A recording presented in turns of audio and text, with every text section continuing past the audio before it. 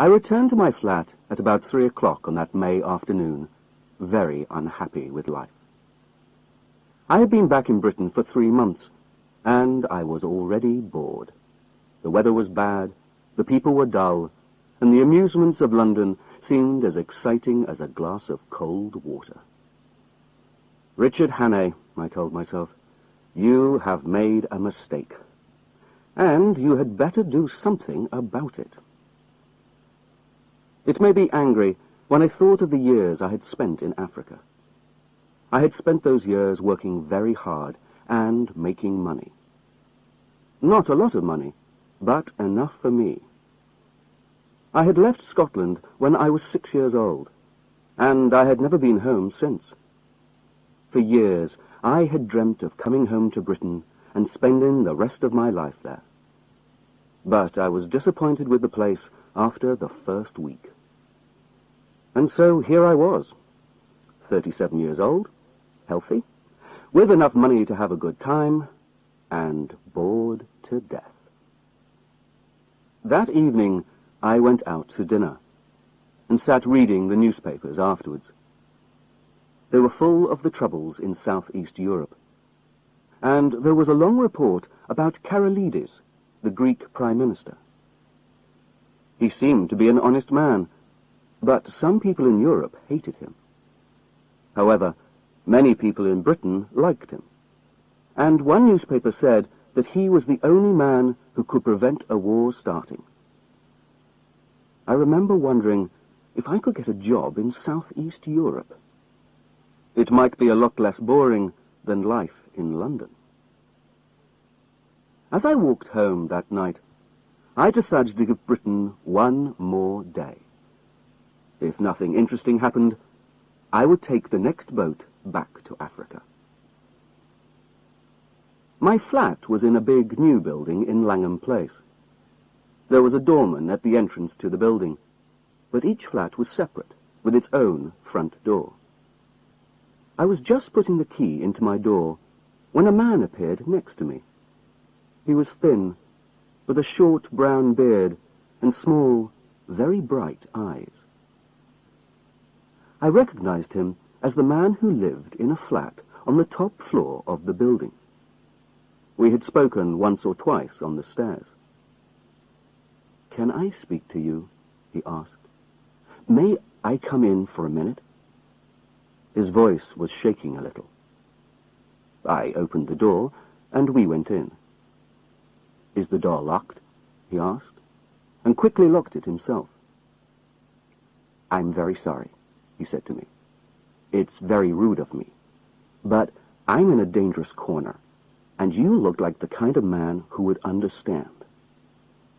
If I explain, will you help me?" "I'll listen to you," I said. "That's all I promise." I was getting worried by this strange man's behavior.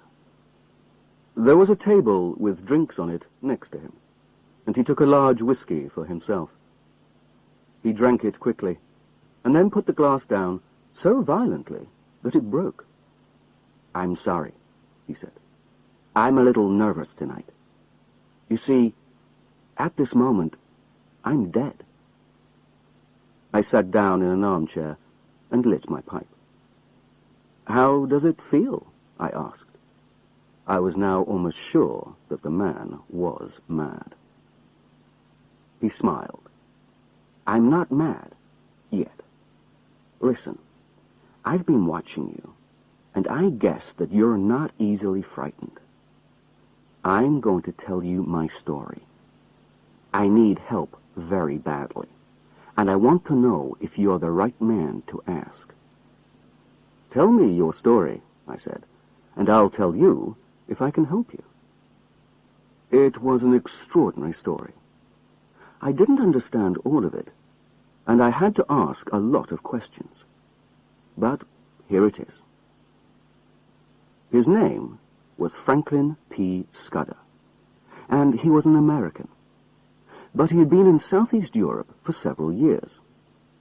By accident, he had discovered a group of people who were working secretly to push Europe towards a war. These people were clever, and dangerous. Some of them wanted to change the world through war. Others simply wanted to make a lot of money. And there is always money to be made from a war. Their plan was to get Russia and Germany at war with each other. I want to stop them, Scudder told me. And if I can stay alive for another month, I think I can. I thought you were already dead, I said. I'll tell you about that in a minute, he answered. But first, do you know who Constantine Karolides is? The Greek Prime Minister. I've just been reading about him in today's newspapers. Right. He's the only man who can stop the war. He's intelligent, he's honest, and he knows what's going on. And so, his enemies plan to kill him. I have discovered how. That was very dangerous for me. So, I had to disappear. They can't kill Karolides in Greece because he has too many guards. But on the 15th of June, he's coming to London for a big meeting. And his enemies plan to kill him here. You can warn him, I said. He'll stay at home. That's what his enemies want. If he doesn't come, they'll win. Because he's the only man who understands the whole problem, and who can stop the war happening. Why don't you go to the British police? I said. No good. They would bring in 500 policemen, but they wouldn't stop the murder. The murderer will be caught, and he'll talk and put the blame on the governments in Vienna and Berlin. It will all be lies, of course, but everybody will be ready to believe it. But none of this will happen if Franklin P. Scudder is here in London on the 15th of June. I was beginning to like this strange little man. I gave him another whiskey and asked him why he thought that he was now in danger himself. He took a large mouthful of whiskey. I came to London by a strange route, through Paris, Hamburg, Norway, and Scotland. I changed my name in every country, and when I got to London, I thought I was safe. But yesterday, I realized that they're still following me. There's a man watching this building, and last night, somebody put a card under my door. On it was the name of the man I fear most in the world. So, I decided I had to die. Then they would stop looking for me. I got a dead body. It's easy to get one in London if you know how. And I had the body brought to my flat in a large suitcase. The body was the right age, but the face was different from mine. I dressed it in my clothes and shot it in the face with my own gun. My servant will find me when he arrives in the morning, and he'll call the police. I've left a lot of empty whiskey bottles in my room. The police will think I drank too much and then killed myself. He paused. I watched from the window until I saw you come home, and then came down the stairs to meet you. It was the strangest of stories. However, in my experience, the most extraordinary stories are often the true ones. And if the man just wanted to get into my flat and murder me, why didn't he tell a simpler story? Right, I said. I'll trust you for tonight. I'll lock you in this room and keep the key. Just one word, Mr. Scudder. I believe you're honest, But if you're not, I should warn you that I know how to use a gun." "Certainly," he answered, jumping up. "I'm afraid I don't know your name, sir. But I would like to thank you. And could I use your bathroom?" When I next saw him, half an hour later, I didn't recognize him at first. Only the bright eyes were the same. His beard was gone, and his hair was completely different. He walked like a soldier, and he was wearing glasses. And he no longer spoke like an American. "Mr. Scudder!" I cried. "Not Mr. Scudder," he answered. "Captain Theophilus Digby of the British Army. Please remember that." I made him a bed in my study, and then went to bed myself, happier than I had been for the past month. Interesting things did happen sometimes, even in London.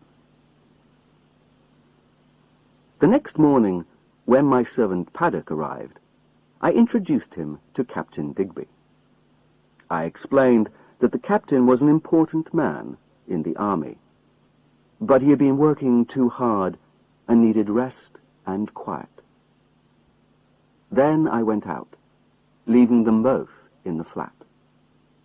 When I returned at about lunchtime, the doorman told me that the gentleman in flat 15 had killed himself. I went up to the top floor, had a few words with the police, and was able to report to Scudder that his plan had been successful. The police believed that the dead man was Scudder, and that he had killed himself. Scudder was very pleased. For the first 2 days in my flat, he was very calm, and spent all his time reading and smoking, and writing in a little black notebook. But after that, he became more restless and nervous. It was not his own danger that he worried about, but the success of his plan to prevent the murder of Carolides. One night, he was very serious. "Listen, Hannah," he said. "I think I must tell you some more about this business. I would hate to get killed without leaving someone else to carry on with my plan." I didn't listen very carefully.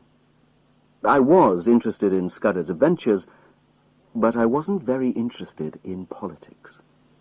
I remember that he said Carolides was only in danger in London.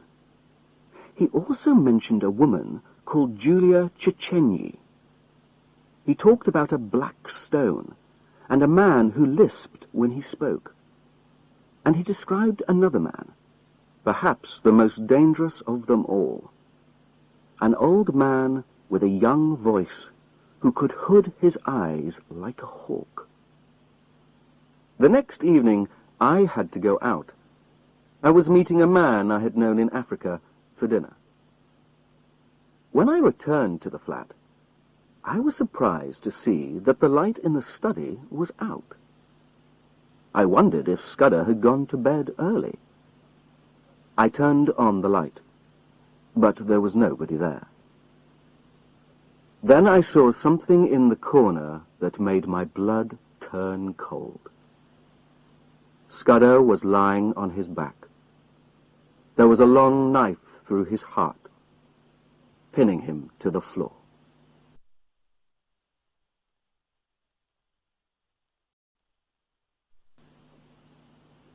Chapter 2. The Milkman Starts His Travels. I sat down in an armchair and felt very sick. After about 5 minutes, I started shaking. The poor white face with its staring eyes was too much for me. So I got a tablecloth and covered it.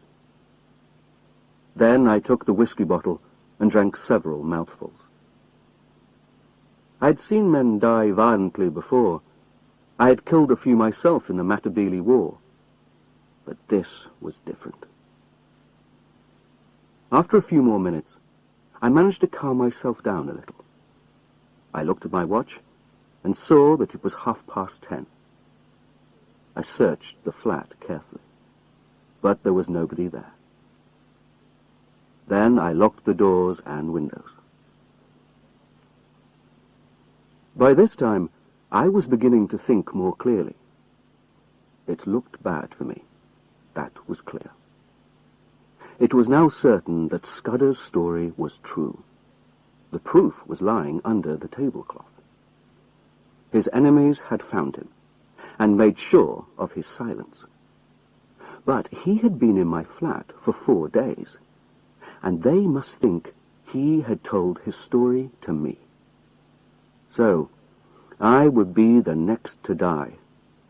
It might be that night, or the next day, or the day after, but it was sure to happen. Then I thought of another problem. I could call the police now, or go to bed and wait for Paddock to discover the body and call them in the morning. But what would the police think? What story would I tell them about Scudder?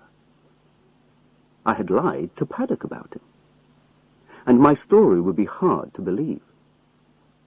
They would arrest me for murder, and I had no real friends in England to help me. Perhaps that was part of the plan.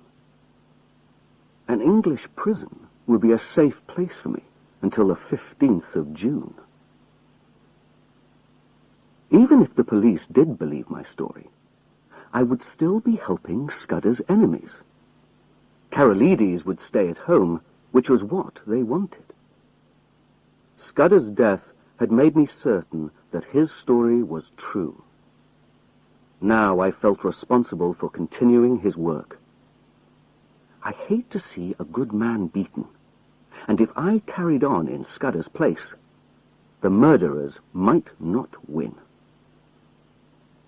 I decided I must disappear, and remain hidden until just before the 15th of June. Then I must contact some government people and tell them Scudder's story. I wished he had told me more, and that I had listened more carefully to what he had told me. There was a risk that the government would not believe me, but it was my best chance. Perhaps more evidence would appear which would help me to make my story believable. It was now the 24th of May, so I had 20 days of hiding. 2 groups of people would be looking for me. Scudder's enemies, who would want to kill me, and the police, who would want me for Scudder's murder. There was going to be a chase, and, surprisingly, I was almost happy about this. I did not want to sit in one place and wait. If I could move, the situation did not seem so bad. I wondered if Scudder had any papers which would give me more information about his business. I lifted off the tablecloth and searched him. There were only a few coins in his trouser pockets. There was no sign of the little black notebook. I supposed his murderer had taken that. When I turned from the body, I noticed that all the cupboards were open. Scudder had been a very careful man, and always kept the place tidy. Someone had been searching for something, and perhaps for the notebook. I went round the flat and found that everything had been searched. The insides of books, cupboards, boxes, even the pockets of my clothes. There was no sign of the notebook, so Scudder's enemies had probably found it in the end. Then I got out a map of Britain. My plan was to find some wild country. I was used to Africa, and I would feel trapped in the city. I thought Scotland would probably be best, because my family came from Scotland, and I could pretend to be a Scotsman easily. The other possibility was to be a German tourist. My father had worked with Germans, and I had spoken German often as a boy. But it would probably be better to be a Scotsman in Scotland. I decided to go to Galloway, which, from the map, seemed to be the nearest wild part of Scotland. In the railway timetable, I found a train from London at 7:10 in the morning, which would get me to Galloway in the late afternoon. The problem was getting to the station, as I was certain that Scudder's enemies were watching the building. I thought about this problem, had a good idea, went to bed, and slept for 2 hours. I got up at 4 o'clock. The first light of a summer morning was in the sky, and the birds were starting to sing. I put on some old clothes, which I used for country walking, and some strong walking boots. I pushed another shirt and a toothbrush into my pockets. I had taken a lot of money out of the bank in case Scudder needed it, so I took that as well. Then I cut my long moustache as short as possible. Paddock arrived every morning at 7:30. But at about 20 to 7, I knew the milkman would come. The noise of the milk bottles usually woke me up. He was a young man with a very short moustache, and he wore a white coat. He was my only chance. I had a breakfast of biscuits and whiskey, and by the time I had finished, it was about 6 o'clock. I got my pipe and started to fill it from my tobacco jar. As I put my fingers into the tobacco, I touched something hard and pulled out Scudder's little black book. This seemed a good sign. I lifted the cloth and looked at Scudder's peaceful face. "Goodbye, my friend," I said. "I'm going to do my best for you. Wish me good luck." 6:30 passed. Then 6:40. But still the milkman did not come. Why, oh why, was this the morning he had to be late? At 14 minutes to 7, I heard him. I opened the door quickly, and he jumped a bit when he saw me. "Come in a moment," I said, and we went back into the hall. "I can see you're a man who likes a bit of fun. Can you help me? Lend me your hat and coat for a minute, and you can have this." He looked at the money in my hand and smiled. "What do you want my clothes for?" he asked. "It's a game," I said. "I haven't time to explain now, but to win, I've got to be a milkman for 10 minutes. You'll be a bit late, but you'll get the money for your time." "All right," he said. "I like a game myself. Here you are." I put on his blue hat and white coat, picked up the empty milk bottles, shut my door and went downstairs, whistling. At first, I thought the street was empty. Then I saw a man walking slowly towards me. As he passed, he looked up at a window in the house opposite, and I saw a face look back at him. I crossed the street, still whistling, and then turned down a little side street. As I dropped the hat, coat, and milk bottles behind a wall, I heard a church clock. It was 7 o'clock. I ran to the station as fast as I could. It was just 10 past 7 when I reached the platform. I had no time to buy a ticket. The train was already moving. I jumped into the last carriage.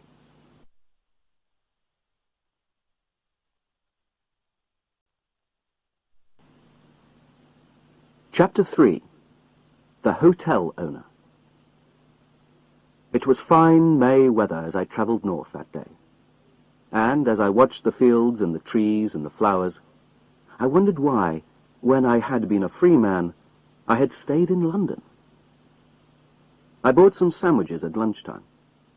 I also bought the morning newspaper and read a little about Southeast Europe. When I had finished, I got out Scudder's black book and studied it. It was almost full of writing, mostly numbers, although sometimes there was a name. For example, I found the words Hofgaard, Luneville, and avocado quite often. The word I saw the most was Pavia. I was certain that Scudder was using a code. I have always been interested in codes. I enjoy games and numbers and things like that. It seemed to be a number code, where groups of numbers replace letters. I worked on the words, because you can use a word as a key in a number code. I tried for hours, but none of the words helped. Then I fell asleep, and woke up at Dumfries just in time to take the local train into Galloway. There was a man on the platform who worried me a little. He was watching the crowd more closely than I liked. But he didn't look at me, and when I saw myself in a mirror, I understood why. With my brown face and my old clothes, I looked just like all the other hill farmers who were getting into the local train. I travelled with a group of these farmers. The train travelled slowly through narrow valleys and then up onto an open moor. There were lakes, and in the distance I could see high mountains. At 5 o'clock the carriage was empty and I was alone. I got out at the next station, a tiny place in the middle of the moor. An old man was digging in the station garden. He stopped, walked to the train, collected a packet, and went back to his potatoes. A 10-year-old child took my ticket, and I came out of the station onto a white road across the moor. It was a beautiful, clear spring evening. I felt like a boy on a walking holiday, instead of a man of 37 very much wanted by the police. I walked along that road whistling, feeling happier every minute. After some time, I left the road and followed a path along a little stream. I was getting tired when I came to a small house. The woman who lived there was friendly and said I could sleep there. She also gave me an excellent meal. Her husband came home from the hills later in the evening. We talked about cows and sheep and markets, and I tried to remember some of the information I heard, because it might be useful. By 10 o'clock I was asleep, and I slept until 5 o'clock in the morning. The couple refused any money, and by 6 o'clock I had eaten breakfast and was moving again. I wanted to get back to the railway at a different station. Then I would go back to the east, towards Dumfries. I hoped that if the police were following me, they would think that I had gone on to the coast in the west, where I could escape by ship. I walked in the same beautiful spring weather as before, and still couldn't make myself feel nervous or worried. After a time, I came to the railway line, and soon a little station, which was perfect for my plan. There was just a single line and moors all around. I waited until I saw a train in the distance, and then bought a ticket to Dumfries. The only person in the carriage was an old farmer with his sheepdog. He was asleep, and next to him was a newspaper. I picked it up to see if there was any news about me. There was only a short piece about the Langham Place murder. My servant Paddock had called the police, and the milkman had been arrested.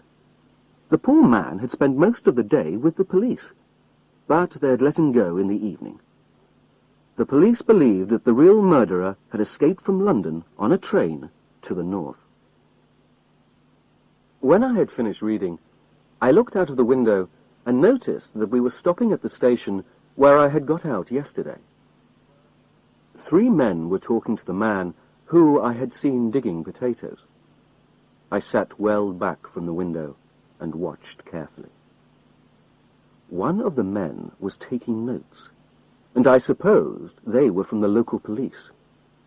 Then I saw the child who had taken my ticket talking, and the men looked out across the moor along the road I had taken.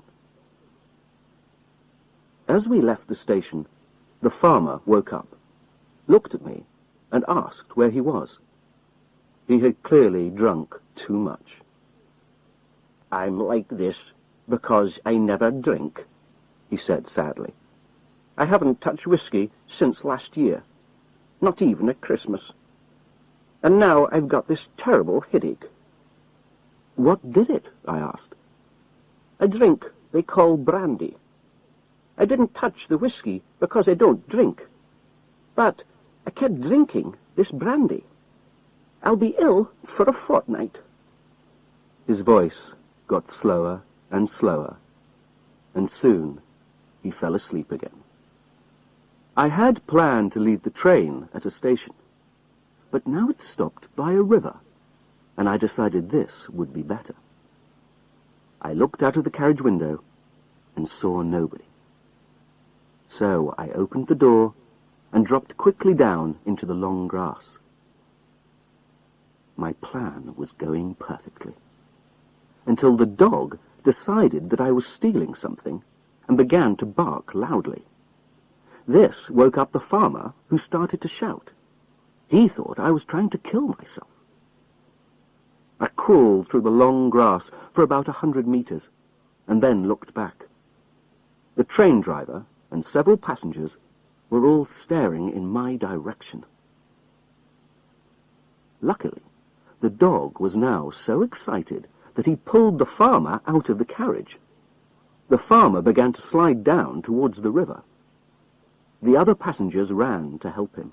The dog bit somebody, and there was a lot of excited shouting. Soon they had forgotten me. And the next time I looked back, the train was moving again.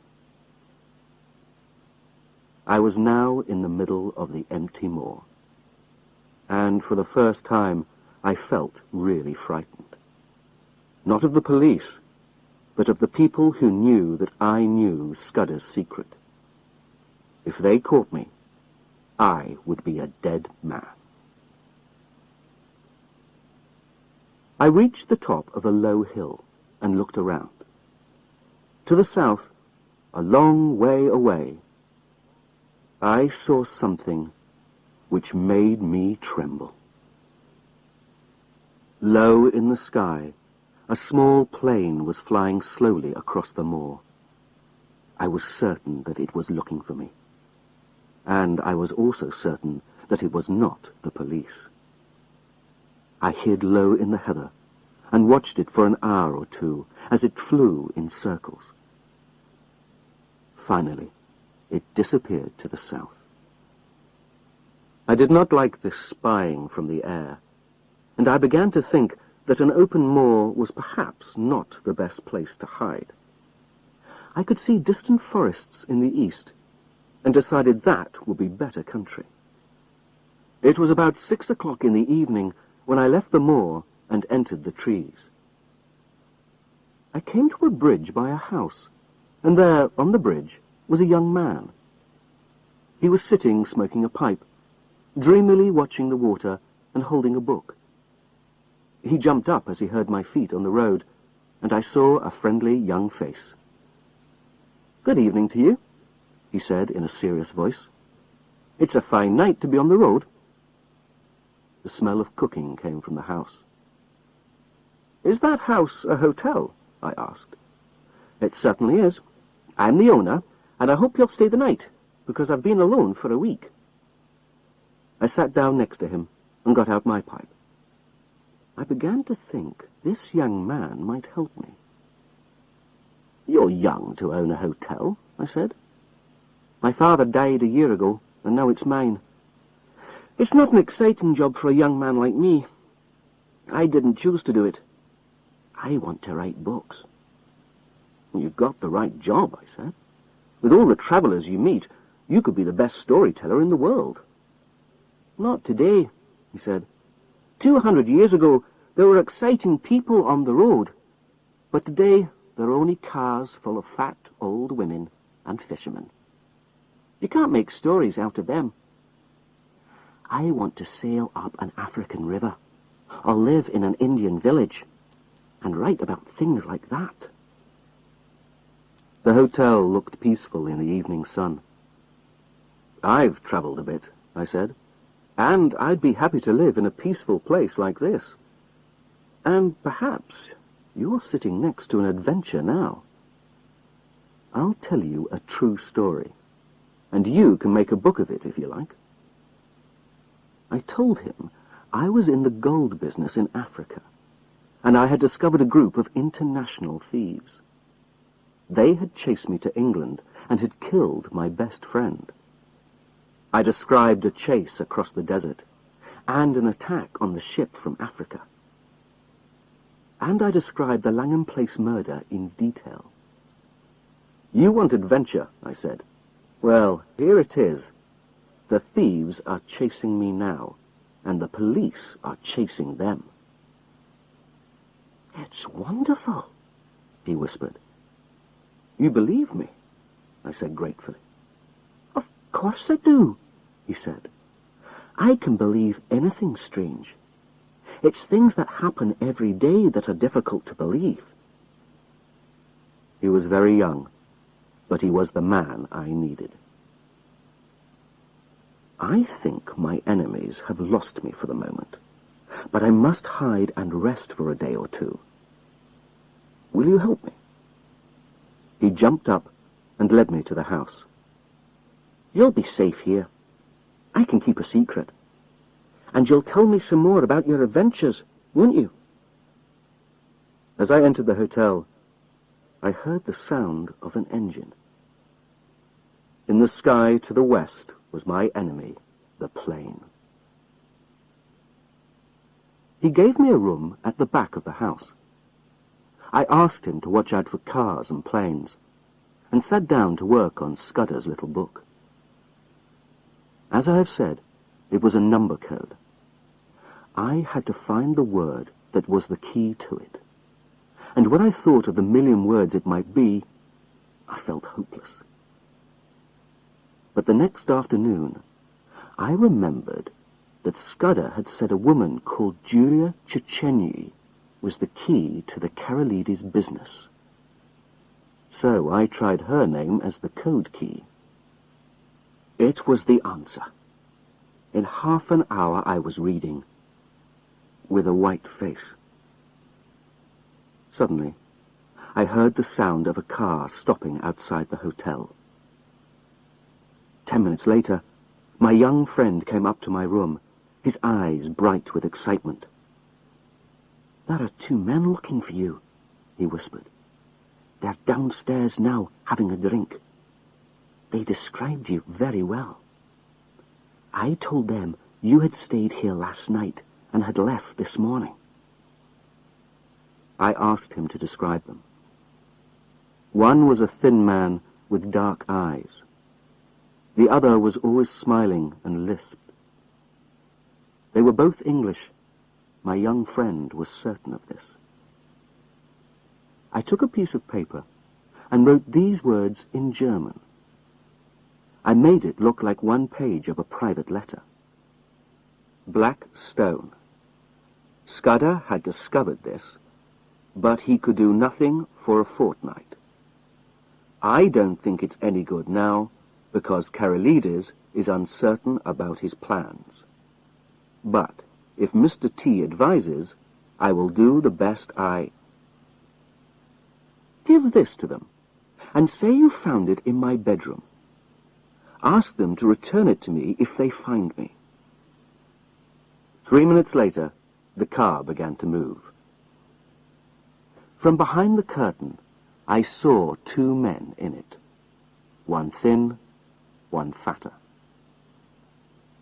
The young man came back. He was very excited. That paper woke them up, he said happily. The thin man went white, and the fat one whistled. Then they left as quickly as they could. Now I'll tell you what I want you to do, I said. Go to the police station and describe the 2 men to them. Say you think they may have something to do with the London murder. I'm sure those 2 men will be back here tomorrow morning for more information about me. Tell the police to be here early. At about 8 o'clock the next morning, I watched 3 policemen arrive. They hid their car and came into the hotel. 20 minutes later, another car came towards the hotel, but stopped in some trees about 200 meters away. The two men inside walked up to the hotel. I had planned to hide in my bedroom and see what happened. But now I had a better idea. I wrote a note to thank the young man for his help, opened my window, and dropped out. Watching the hotel carefully, I walked back towards the car in the trees, jumped in, and drove away.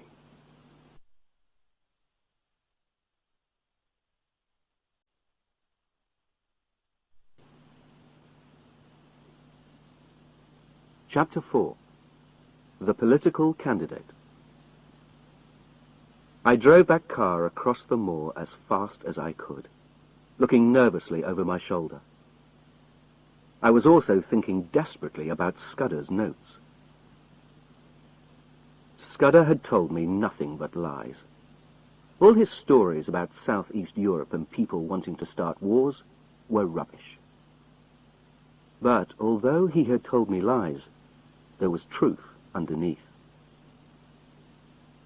The 15th of June was going to be an important day, but because of something more important than the murder of a Prime Minister. The story in his book was not complete, and there were some things I didn't understand. For example, the words 39 steps, which appeared 5 or 6 times. The last time the words were used, Scudder had written, 39 steps, I counted them, high tide at 10:17 p.m. The first thing I learned was that war was certain. Everything was planned. Karolides was going to be murdered, and nothing could prevent it. The second thing I learned was that Britain was not prepared for war. Karolides would be murdered, and war would seem certain. Germany would pretend to be against war, but while we and they discussed peace, their submarines would silently fill the seas around us. There was something else. Although the newspapers didn't know it, the British and French governments were close allies, and had agreed to prepare for war together. The most important officers in the armies and navies met regularly, and in June, one of the top people was coming from Paris for a meeting. He would be told the exact details of the British Navy's preparations for war. But on the 15th of June, other people were going to be in London. Scudder didn't give names, but called them just the Black Stone. They had a plan to get hold of this information, which was meant only for the French government. And the information would be used by our enemies just a week or 2 later, with a most terrible effect. My first idea was to write a letter to the British Prime Minister, but nobody would believe my story. I had to find proof that Scudder's story was true. And this would not be easy with the police and the Black Stone following me. I drove to the east, through a country at peace. But I knew that in a month's time, unless I was very lucky, men would be lying dead in this quiet countryside. I came into a village, and I saw a policeman standing outside the post office and reading something carefully. He looked up at the car, stepped into the road, and held up a hand to stop me. I almost did stop. But then I realized that the policeman had been reading about me. I supposed the police at the hotel had worked quickly and contacted all the local villages. I drove faster. The policeman jumped out of my way, and I was soon out of the village. I left the main road as soon as possible, and tried a smaller one. It was not easy without a map, and I realized that I had been stupid to steal the car. It would help the police and the Black Stone to find me in any corner of Scotland. If I left it and went off on foot, they would find me in an hour or two. I took a road that went along a narrow valley, and then up onto the moor again. I was very hungry. I had eaten nothing since morning. And now, as I drove, I heard a noise in the sky, and there was the plane. On the moor, it would see me in a minute. I drove as fast as I could, down into another valley, and towards a wood. Suddenly, a car appeared in front of me from a side road. There was no time to stop. I did the only thing possible, and drove off the road into a hedge, hoping to hit something soft beyond. But I was out of luck. The car went through the hedge like a knife through butter, and immediately began to fall. I jumped out and was caught by the branch of a tree. Well, the car disappeared into a river 15 meters below. A hand helped me out of the tree, and a frightened voice asked me if I was badly hurt. The speaker was a young man who was very alarmed and very sorry. I was more pleased than angry. It was a good way for the car to disappear. "It's my fault," I told him. "That's the end of my holiday, but that's better than the end of my life." He looked at his watch. "I'm in a hurry, but my house is very near. Let me give you some food and a bed. But what about your luggage? Is it in the river?" "It's in my pocket," I said. "I'm from Australia, so I never carry much luggage." "From Australia?" he cried. "You're just the man I need." We got into his car, and in 3 minutes we were at his very comfortable house.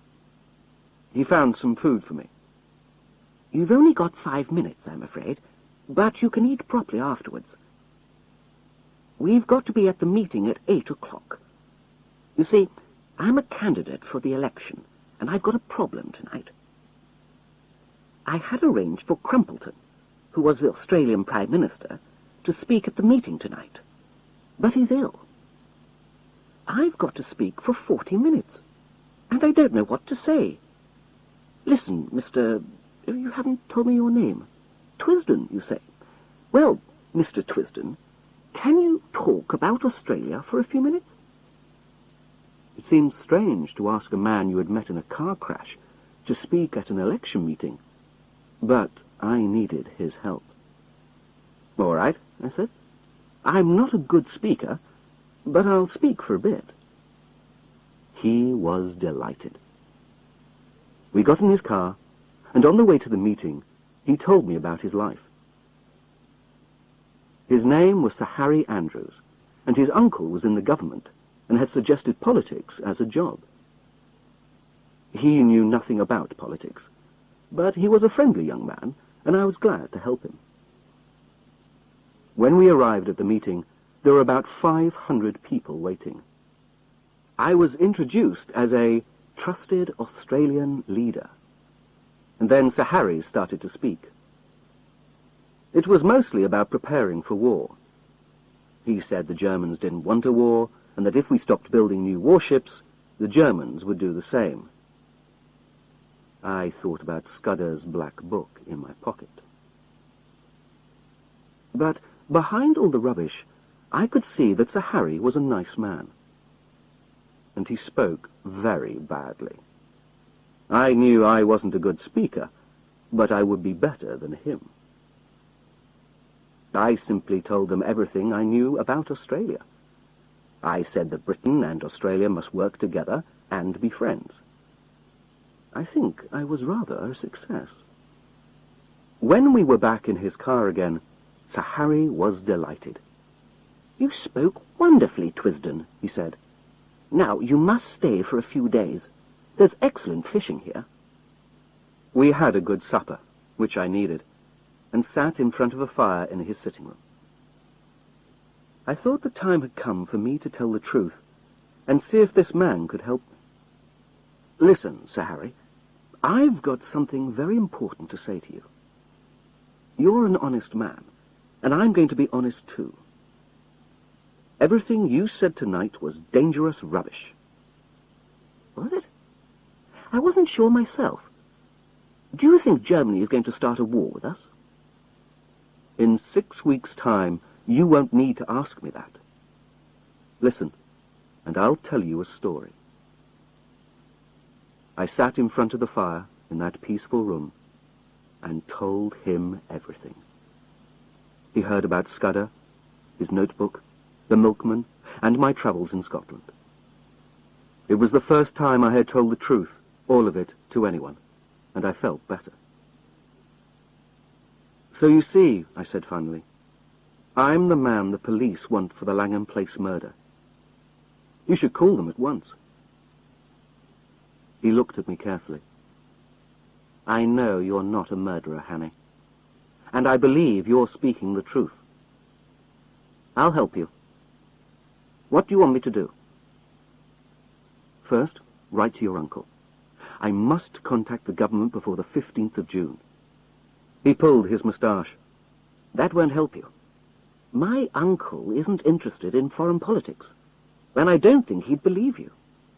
No, I'll write to a friend of his, Sir Walter Bullivant, who works in the Foreign Office. He's an intelligent man, and I think he'd help. What shall I say?" So he wrote a letter to Sir Walter, saying that if a man named Twisden came to him, he should help him. Twisden would say the words "Black Stone," and would whistle the song "Annie Laurie" to prove who he was. He told me where Sir Walter lived, and asked me what more he could do. "Can you lend me some old clothes and give me a map? And, if the police come, show them the car in the river." I then slept for 3 or 4 hours, until Sir Harry woke me at 2 o'clock. He gave me an old bicycle for the first part of the journey.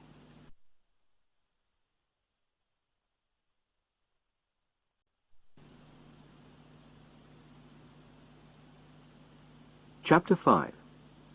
The Adventure of the Roadman. I sat down at the top of a hill and rested. Behind me was a road climbing out of a river valley. In front were 2 kilometers of flat open country. To the left and the right were green hills. A kilometer down the road behind me, I could see the smoke from a small house, but otherwise there was no sign of human life. There were only the sounds of birds singing and water flowing. It was now about 7 o'clock in the morning, and as I waited, I heard the sound of an engine in the air. I realized that I was in a bad position, because I had nowhere to hide. I sat hopelessly as the aeroplane came nearer.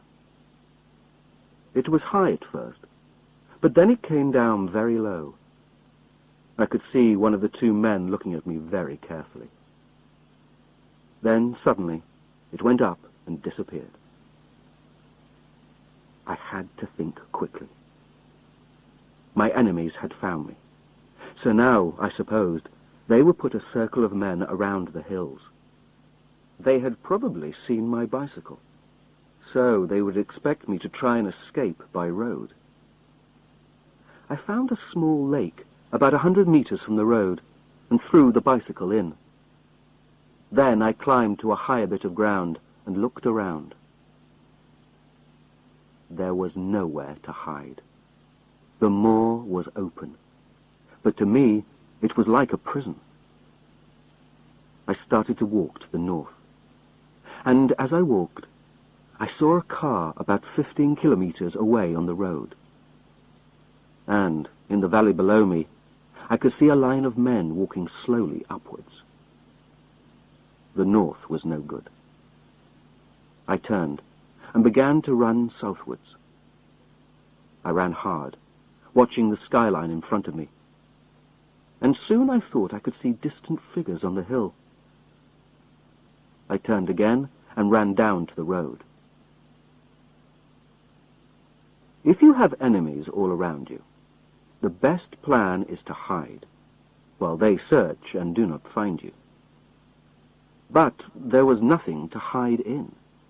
Nothing but the moor, the heather, and the white road. Then, in a bend in the road, I found the roadman. He had just started work mending the road when he saw me. "I'm sorry I ever stopped farming," he said. "I was my own boss then. Now I have to do what the government orders, and I'm a prisoner here with aching eyes and a bad back, and my head's going to explode." He was about the same age as me, and wore big black glasses. He started to work again, and then stopped. "I can't do it," he cried. "I'm going back to bed." I asked him what the problem was, although I could guess. "It was my daughter's wedding last night, so we were dancing and drinking until 4 o'clock in the morning. And the new road inspector is coming to visit today. He'll come and not find me, or he'll come and find me like this. Whatever happens, I'm finished." Then I had an idea. "Does this new inspector know you?" "No, he started last week." "Where's your house?" He pointed to the small house I had seen before. "Well, go back to bed," I said, "and sleep in peace. I'll do your job for the day and see the inspector." He stared at me for a minute, then smiled. "You're the man for me. It's an easy job." He pointed to several big heaps of stones along the side of the road. "Just put the stones down all along the edges of the road. My name's Alexander Turnbull, but my friends call me Eki. If you speak to the inspector politely, he'll be happy. I'll come back at 5 o'clock. I borrowed his glasses and a very dirty hat, and gave him my good clothes. I also borrowed a very old pipe. My new friend walked off slowly to his bed. I hoped he would be inside his house when my enemies arrived. I put as much dirt as possible on my face, hands, and clothes, and rubbed some into my eyes to make them red. My boots did not look like a workman's boots, so I kicked them against the rocks to make them look older. The roadman had left his sandwiches, and I was happy to eat some of them. There was still nothing moving on the road when I started work. After some time, I was getting hot, and I was beginning to count the hours until evening, when I heard a voice and saw a young man in a small car looking at me. "Are you Alexander Turnbull?" he said. "I'm the new road inspector. You're doing these edges well, but there's a soft place about 1 kilometre down the hill. Don't forget that, will you? Good day now." Clearly, the inspector thought I was the roadman. As time passed, 1 or 2 other cars came along the road, and I bought some biscuits from a travelling shop. Finally, a big car stopped, and 2 men got out and walked towards me. I had seen them before, from the window of the hotel.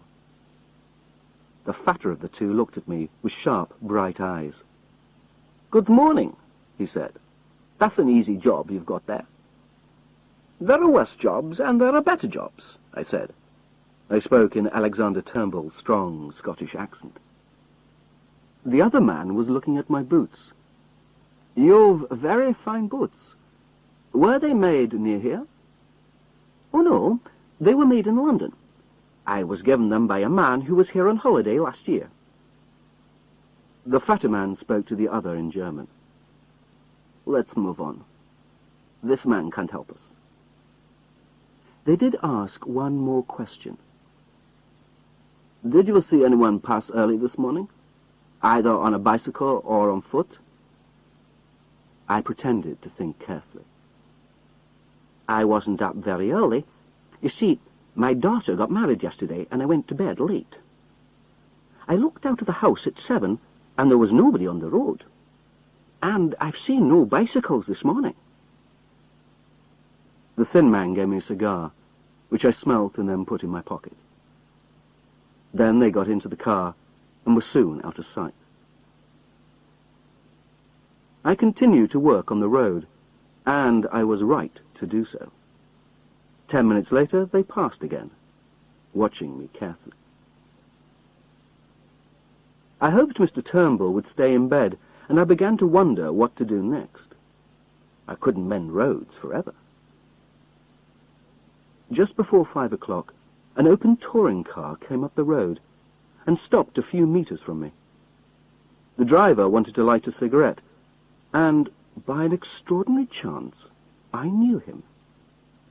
His name was Marmaduke Jopley, and he was a man I disliked very much. He was only interested in people with money and in visiting people who lived in beautiful houses in the country. I ran up to the car and took his arm. "Hello, Jopley." His mouth opened wide as he looked at me. "Who are you?" "My name's Hannay," I said. "You remember me." "The murderer!" he cried. "Yes, and there'll be another murder if you don't help me. Give me your coat and hat." He did what I asked. He was very frightened. I put his coat and hat on, and put Mr. Turnbull's hat on Jopley's head.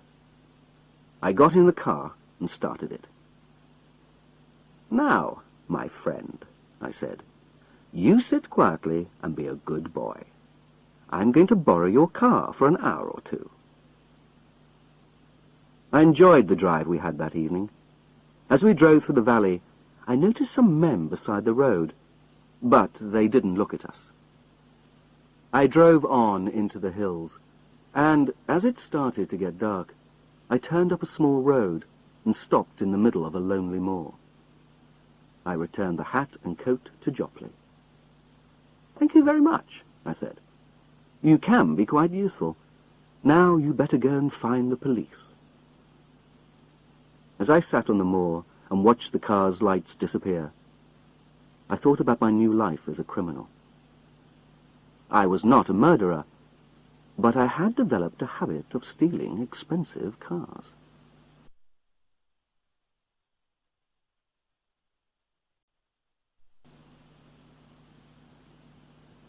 Chapter 6. The Bald Writer. I spent the night in the hills, in some thick heather behind a rock. I had no coat, and I was very cold. My coat, Scudder's notebook, my watch, and even my pipe and tobacco were with Mr. Turnbull. All I had was some biscuits. I had half the biscuits for supper, and tried to keep warm in the heather. I was feeling quite pleased. So far, I had been very lucky. The milkman, the man at the hotel, Sir Harry, the roadman, and even Marmaduke had all helped me, and I felt that with help like this, I might win. My main problem now was that I was very hungry. I fell asleep imagining the most beautiful meals. I woke up very cold in the early morning. I looked down the hill, and in a second I was putting my boots on as fast as I could. There were men only a few hundred meters below me, walking up and searching the heather step by step. Keeping low in the heather, I moved up the hill. At the top, I stood up and showed myself. I heard men shouting, and then I pretended to disappear over the top of the hill. But in fact, I got down in the heather and crawled back down into the valley. After 20 minutes, I looked back and saw the men disappearing over the top of the hill. I didn't know where I was, but I knew I must keep moving. I was 20 minutes in front of them, but they were local men, and they knew these hills better than I did.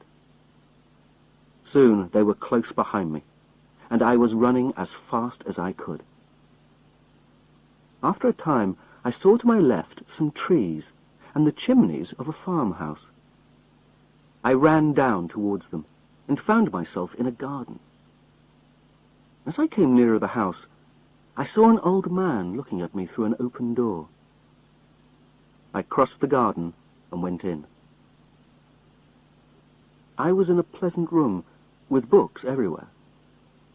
At a desk in the middle sat an old man with a kind face. He had glasses on the end of his nose, and the top of his bald head shone like glass. He didn't move, but looked up and waited for me to speak. I was so surprised by his calmness that for a minute I just stared at him. "You're in a hurry, my friend," he said slowly. I looked out of the window at the moor. We could both see the line of men walking through the heather. "Ah, I see," he said. "The police are after you, are they? Well, we'll talk about it later. I don't like the police in my house when I'm working. Go through that door on the left and close it behind you. You will be safe in there." And this extraordinary man picked up his pen and started to write. I did what he said, and found myself in a small room with only a very small window high up in one wall. The door closed behind me. Once again, I had found somewhere to hide. But I didn't feel comfortable. There was something strange about the old man. I had suddenly appeared in his house, but he didn't seem surprised. And his eyes were frighteningly intelligent. I waited, and tried to forget that I was very hungry. I thought about breakfast, and suddenly the door opened, and there was the old man again. "I told the police you had gone over the hill. This is a lucky morning for you, Mr. Richard Hannay," he said, smiling. As he spoke, his eyes half closed, and immediately I remembered Scudder's description of a man who could hood his eyes like a hawk. I saw that I had walked into the hands of my enemies. My first thought was to knock him down and run, but two men came through the door. They were carrying guns. The old man knew my name, but he had never seen me before. I took a chance. "I don't know what you mean," I said roughly. "And who are you calling Hannay? My name's Ainsley." "Of course, you have many names," he said, still smiling. "We won't argue about a name." I looked at him angrily. "I suppose you're going to call the police back? I wish I'd never seen that car. Here's the money." I put £4 on the table. "I won't call the police," he said. "This is a private problem between you and me." "Oh, stop it," I cried. "I've had no luck since I left my ship in Edinburgh. I found a crash car and took a little money out of it, and I've had the police after me for 2 days. You do what you like. Ned Ainsley's finished." I could hear doubt in his voice when he next spoke. "Would you be kind enough to tell me what you've been doing for the last few days?" "I can't. I haven't eaten for 2 days. Give me something to eat, and I'll tell you the truth." I put on my best begging voice. Some food was brought to me, and while I was eating, he said something to me in German. I stared at him stupidly. Then I told him my story. I was a sailor, and I had left my ship in Edinburgh to travel across Scotland to see my brother. I had found a car in a river and taken some money from it. But the police were now chasing me. "They can have their money back," I cried. "It's only brought me trouble." "You're good at lying, Hannay," he said. I started to get very angry. "My name's Ainsley, and I don't know anybody called Hannay. I'd rather have the police than you and your guns and your Hannays. No, I'm sorry, sir. I'm grateful for the food, but I'd like to go now." I could see that he was not sure. He had never seen me, and I suppose I did not look like my photograph. "I won't let you go. If you are Mr. Ainsley, then you'll soon be able to prove it. If you're not, then I have a surprise for you." He rang a bell, and a third servant appeared. "I want the car in 5 minutes," he said. "There will be 3 for lunch." Then he looked at me, and that was the most frightening thing of all. His eyes were unnatural, bright, cold and evil. I tried to stare back, and even to smile. "You'll know me next time we meet," I said. "Carl," he said, speaking in German, "put this man in the back room until I return." I was taken out of the room with a gun at each ear. The back room was very dark and full of old bottles and boxes. The windows had shutters on the outside. The key turned in the door, and I could hear the feet of the guards outside. I sat down feeling very unhappy. The old man had gone to collect his friends, the men who had talked to me when I was the roadman. They would soon discover that I was not the roadman, nor Mr. Ainsley, but Richard Hannay. I began to wish I had been found by the police. I would feel safer with them than with this man and his 2 friends. They were coming for lunch, so I had only 2 hours. I tried the windows, but they would not move. I felt the boxes and bottles, and then found a door in the wall. It was a cupboard door, and it was locked. I had nothing else to do, so I pulled on it until it opened. There were a lot of things inside. On one shelf there were some matches, and I used them to look more closely. At the back of one shelf was a strong wooden box.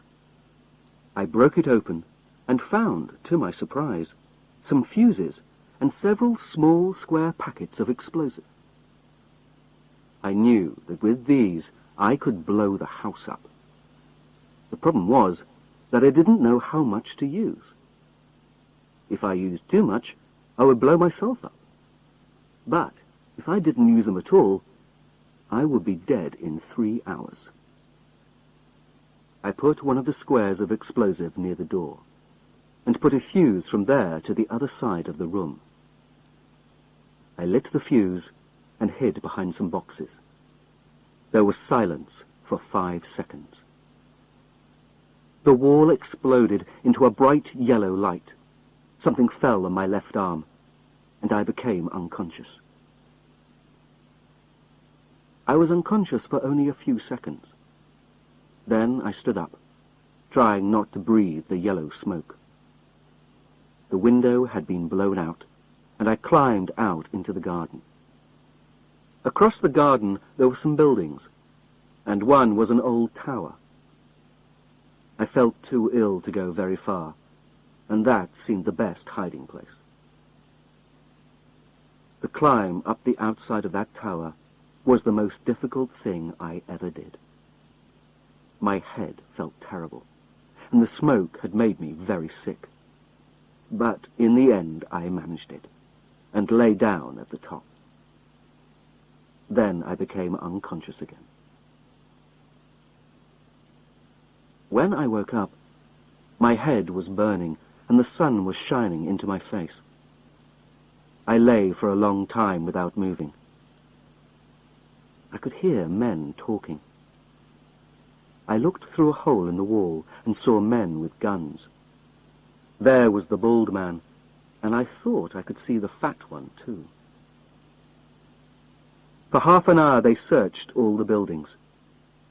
They came to the door at the bottom of my tower, and for a minute I thought they were going to come up, but the door was locked. All afternoon I lay on that roof. I was terribly thirsty, and, to make it worse, I could see and hear a small stream which came off the moor and flowed near the farm. I wanted a drink of that cool, clear water more than anything in the world. From the tower, I could see all the moor around. I saw 2 men go off in a car, and another man on a horse, and I imagined they were looking for me. But I could also see something more interesting. At the top of the hill behind the house was a ring of trees with grass inside. It was clear that this was where the plane landed. It was an excellent place for an airfield. It could not be seen from below because it was at the top of the hill. From the valley, the hill seemed covered with trees, and anyone watching the plane coming in to land would think it was just flying over the hill. I realized that if the plane arrived now, the pilot would probably see me. So I lay still and hoped night would come quickly. Luckily, when the plane did arrive, it was almost dark. I watched it land, and then waited until everything was quiet. There was no moon, and I was too thirsty to wait. So at 9 o'clock, I climbed down. Halfway down, somebody came out of the house with a light, and I froze. Then the light disappeared, and I continued down to the ground. I crawled as far as the trees. I guessed that the house would be guarded in some way, so I continued very slowly and carefully, and found a wire about 60 centimeters from the ground. Falling over that would doubtless start alarm bells ringing in the house.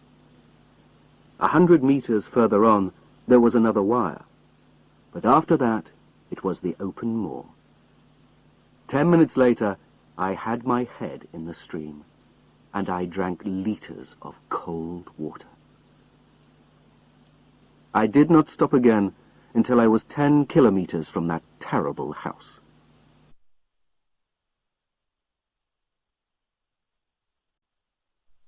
Chapter 7. The Fisherman. I sat on a hilltop and thought about my next move. I wasn't very happy, because although I had escaped, I was feeling very ill. The smoke had been very unpleasant, and the day on the roof had made things worse. I had a terrible headache, and my arm hurt so badly that I could not move it. I decided to go back to Mr. Turnbull's house and find my clothes and Scudder's notebook. Then I would take a train to the south. The sooner I met Sir Harry's friend in the government, Sir Walter Bullivant, the better.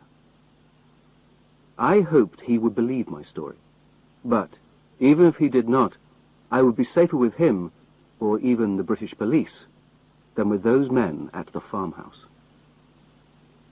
It was a clear, starry night, and easy to find my way across the hills. I thought I was probably about 30 kilometers from Mr. Turnbull's house, so I could not get there in one night. I would have to hide somewhere for the day. When it started to get light, I stopped to wash in a river, and then knocked on the door of a small house. I told the woman who lived there that I had had a bad fall, and she could see that I was not well. She gave me some milk and whiskey. She also gave me an old coat and hat of her husband's. I now looked like every other Scotsman, and felt safer. It started to rain, and I spent the afternoon under a rock. That night was the most miserable of all. There were no stars, and I got lost at least twice. I had about 15 kilometers more to go, but I think I walked 30. In the end, in the very early morning, in a thick fog, I knocked on Mr. Turnbull's door. Mr. Turnbull opened the door wearing an old black suit and a tie. At first, he did not recognize me. "What are you doing here at this time on a Sunday morning?" My head was so bad that I could not answer for a moment. But then he recognized me and saw that I was ill. "Have you got my glasses?" he asked. I took them out of my pocket and gave them to him. "You want your clothes?" he said. "Come in. You're not looking well at all. Come and sit down." I realized that my malaria had come back. I had had malaria in Africa, and it returned sometimes. The smoke, my arm, the wet and the cold had probably not helped. Soon, Mr. Turnbull was helping me into a bed. He was a good friend, that roadman. He took care of me for 10 days, until my fever had gone and my arm was much better. He went out to work every day, locking the door, and in the evening he sat by the fire. He asked no questions, but on some days he brought me a newspaper. And I saw that the excitement over the Langham Place murder was over. One day, he gave me my money back. "There's a lot of money there. You better count it and see if it's all there." I wanted to move as soon as possible, but it was not until the 12th of June that I felt well enough to go. I made Turnbull accept some money for my food, but it was difficult. I walked the 20 kilometers to the station in a day. The train to London did not leave until night, so I rested in the heather until it arrived. I was very happy to be in the train, and on the way south. I slept on the train until early morning.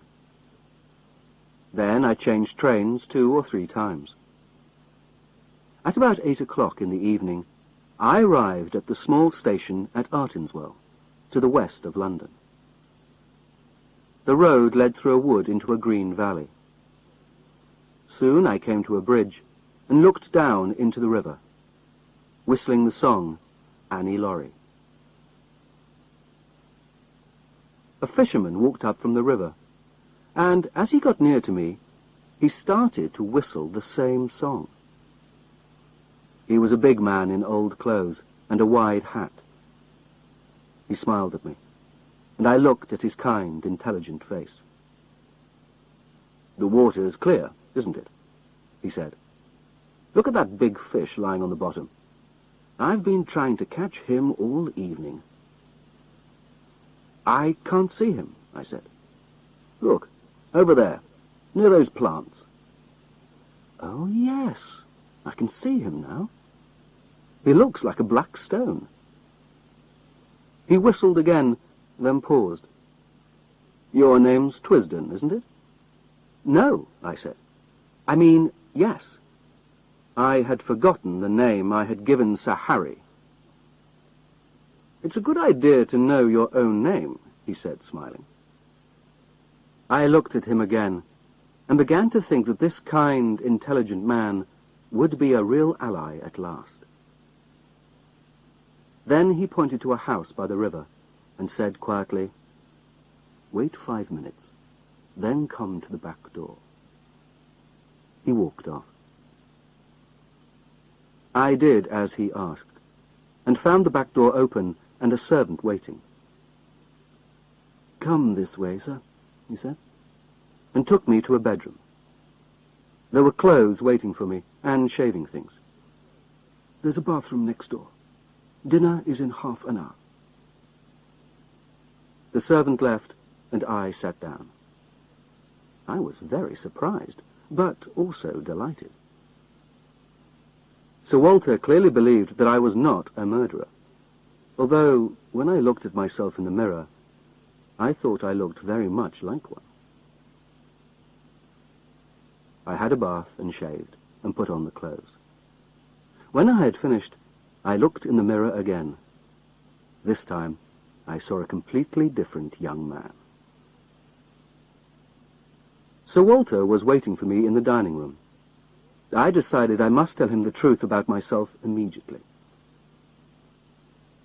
"I must thank you very much, but I must make something clear," I said. "I'm not a murderer, but the police want me. If you'd like me to leave, I'll leave now." He smiled. "That's all right. We won't let it stop us eating. Let's talk after dinner." The food and wine were excellent. After dinner, we went to the sitting room for coffee, and he looked at me. "I've done what Harry asked me to do," he said. "He told me you'd tell me a story to wake me up if I did. So, what is your story, Mr. Hannay?" I noticed that he was using my real name. I told him the whole story, from the night I came home and found Scudder at my door. I told him what Scudder had told me about Karolides, and saw him smile once or twice. Then I told him about the murder, and the milkman, and Scotland, and Scudder's notebook. "You've got it here?" he asked, and looked pleased when I took it from my pocket. I said nothing about what I had read in Scudder's notes. Then I told him about my meeting with Sir Harry, and he laughed. My day as a roadman interested him. He made me describe the two men in the car, and seemed to be thinking hard. Then he laughed again at my adventure with Marmaduke Jopley. When I described the old man in the farmhouse, he stopped smiling. "Old, bald, and hoods his eyes like a hawk. I don't like the sound of him. And you blew up his house. You're a brave man." I reached the end of my story. He stood up by the fire and looked down at me. "You don't need to worry about the police," he said. "They don't want you anymore." "Have they arrested the murderer?" "No, but they know it's not you." "How?" "Because I heard from Scudder. I knew him a bit. He was a strange man, but he was honest. I had a letter from him on the 31st of May. But he'd been dead for a week by then. The letter was written and posted on the 23rd. His letters usually went to Spain and then Newcastle, so they took a week to arrive. What did he say? That he was in danger. He said he was living in Langham Place, and that he was with a good friend. I think he wanted to help you in case he was murdered. When I got the letter, I went to Scotland Yard and talked to the police. You can imagine that I felt 10 times better. I was a free man, and my only enemies were my country's enemies. Now, let's see this notebook, said Sir Walter. It took us an hour to work through it. I explained the code, and he understood very quickly. When we had finished, he sat silent for a while. "I don't understand all of this," he said at last. "He's right about one thing, and that is the meeting on the 15th. How can anyone have discovered about that? But all this about war and the Black Stone, it's very strange. Scudder did like to make things seem important and exciting. The Black Stone," he repeated. "It's like a cheap detective story. And all this about Karolides can't be true. Karolides will be alive when we're both dead. No, Scudder's wrong there. There are some unpleasant things going on. Scudder found something out and got killed for it. But all this about stealing the Navy's war plans, I can't really believe it." Just then, the servant came into the room. "There's a telephone call from London for you, sir." Sir Walter went out. He came back 5 minutes later with a white face. "I apologize to Scudder," he whispered, and then looked at me.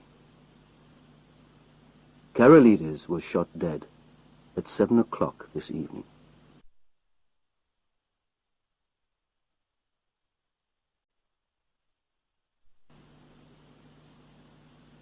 Chapter 8. The Coming of the Black Stone. I came down to breakfast the next morning and found Sir Walter reading a coded message. He seemed less relaxed than yesterday. "I was very busy for an hour after you went to bed," he said. "I've arranged for the Frenchman, Royer, to come a day early. He will be in London at 5 o'clock. I don't think the change of day will help very much. If our enemies already knew he was coming, they will probably find out that the plans have changed. I would love to know how the news of his visit escaped." While I ate, he continued to talk.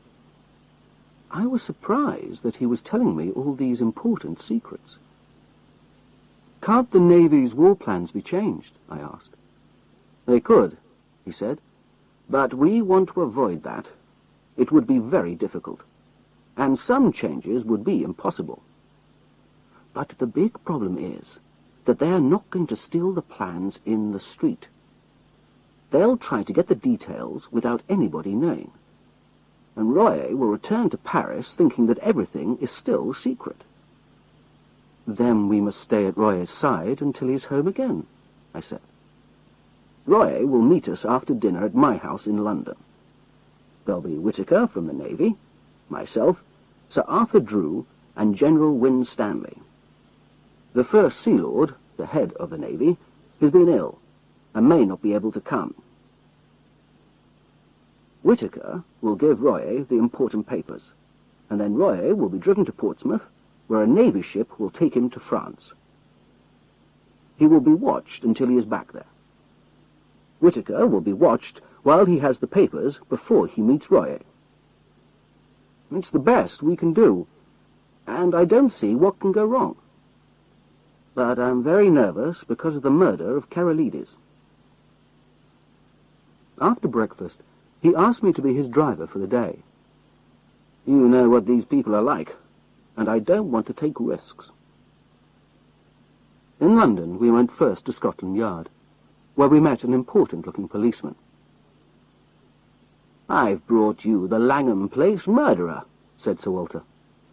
The policeman smiled. "I wish you had. I imagine you are Mr. Hannay. We were very interested in you for a few days." "Mr. Hannay will interest you again, MacGillivray, but his story must wait 24 hours. But I would like you to tell Mr. Hannay that you don't want to arrest him any more." "Of course we don't." The policeman turned to me. "Your flat and your servant are waiting for you, although you may not want to return there." As Sir Walter and I left, he said I was free for the rest of the day. "Come and see me tomorrow, Hannay. I don't need to tell you to keep everything secret. You had better stay out of sight. If your Blackstone friends see you, there might be trouble." I didn't know what to do. It was strange to be a free man. I went to a very good restaurant for lunch, but I was still feeling nervous. When anybody looked at me, I wondered if they were thinking about the murder. I walked around London, thinking. I knew that by now Royer would be in England, and I felt sure that something terrible was going to happen, and that only I could stop it. But it was not my business now. I didn't want to go back to my flat. I had to go back sometime, but I decided to stay at a hotel tonight. I had supper in another restaurant, and thought that after that I would go to Sir Walter's house. He might not want me there, but I would feel happier if I went.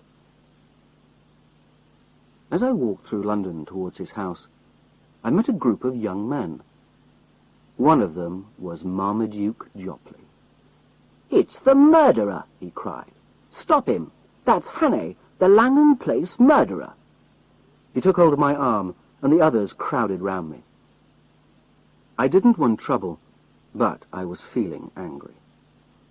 A policeman came up, and instead of explaining the mistake to him quietly and sensibly, I just hit out wildly at Marmaduke's stupid face. I felt much happier when he was lying on his back in the road. Then a general fight started, until the policeman got hold of me. I heard him ask what the matter was, and Marmaduke, talking through his broken teeth, told him that I was Hannay, the murderer. I was so angry that I pushed the policeman one way and one of Marmaduke's friends the other, and ran as fast as I could. There was shouting behind me, but I had escaped. I ran all the way to Sir Walter's house, walked up to the door, and rang. I hoped the door would open quickly. It did. "I must see Sir Walter," I said to the servant. "It's desperately important." The servant let me in, and then shut the door behind me. "Sir Walter is in a meeting, sir. Perhaps you will wait." There was a telephone and 1 or 2 chairs in the hall, and I sat down there. "Listen," I whispered to the servant. "I'm in a bit of trouble, but I'm working for Sir Walter. If anyone comes to the door and asks for me, tell them I'm not here." There was a sudden ringing at the door, and he went to open it. He told them whose house it was, and that nobody could come in, and then shut the door. A few minutes later, there was another ring at the door, and the servant did not hesitate to let this visitor in. Everybody knew his face from the newspapers. A square grey beard and bright blue eyes. Lord Alloa, the First Sea Lord, and head of the British Navy. He was shown into a room at the end of the hall. I sat there for 20 minutes. Surely the meeting would end soon. Royer must leave for Portsmouth by 11 o'clock. Then the door opened again, and the First Sea Lord came out. He walked past me, and in passing he looked at me, and for a second I looked into his eyes. It was only for a second, but my heart jumped. The First Sea Lord had never seen me before, but in his eyes I saw that he recognized me. Then he passed me, and was out of the door into the street. I picked up the telephone book and looked up the number of Lord Alloa's house. I spoke to one of his servants. "Is Lord Alloa at home?" I asked. "Yes, but he's ill and has been in bed all day. Do you want to leave a message, sir?" I put down the telephone and sat down, shaking. My part in this business was not finished. I walked straight into the room where the others were meeting. Sir Walter looked surprised and annoyed. "I'm afraid that this is not a good time, Mr. Hannay." "I think it is," I answered. "Tell me, please, who left this room a minute ago?" "Lord Alloa," said Sir Walter, looking angrier. "It was not," I cried. "It looked like him, but it was not him. It was a man who recognized me, who has seen me in the last month. I've just telephoned Lord Alloa's house, and he's been ill in bed all day." "Who?" someone asked. "The Black Stone," I cried, sitting down and looking at 5 frightened men.